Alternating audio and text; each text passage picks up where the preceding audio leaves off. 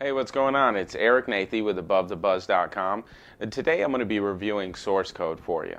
And Source Code is the movie of Commander Coulter Stevens and the dilemmas that he faces in dealing with time travel between two different dimensions. And in the first dimension, which is the present dimension, he is stuck in a pod where all he has is a TV to communicate with Lieutenant Goodwin.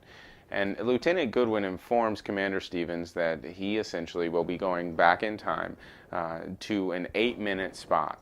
Now, the 8-minute spot is a segment of a memory of a passenger on a train that exploded.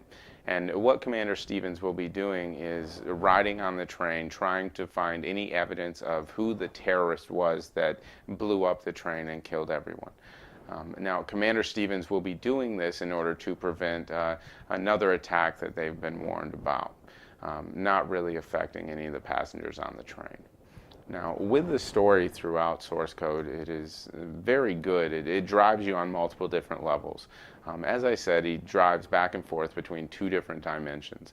In the first dimension, there's a very good story that plays out between the characters that are essentially running the source code and our lead, Commander Stevens, who is played by Jake Gyllenhaal. In the other dimension, our character has to fight many other suspenseful aspects, as well as he meets a love interest named Christina. Now, during the film, Jake Gyllenhaal, I must say, does a phenomenal job in pulling together the two different dimensions, but playing two completely different roles, understanding the circumstances that he's arrived in. Now, one of the other things that really surprised me about this movie were the things that caught you off guard. There's many things that will pop out once you do watch the movie that you will be able to focus on. Now, overall, I gave this movie a 7.75 out of 10. And I did that because throughout the entire film, I was on the edge of my seat. My brain was completely active.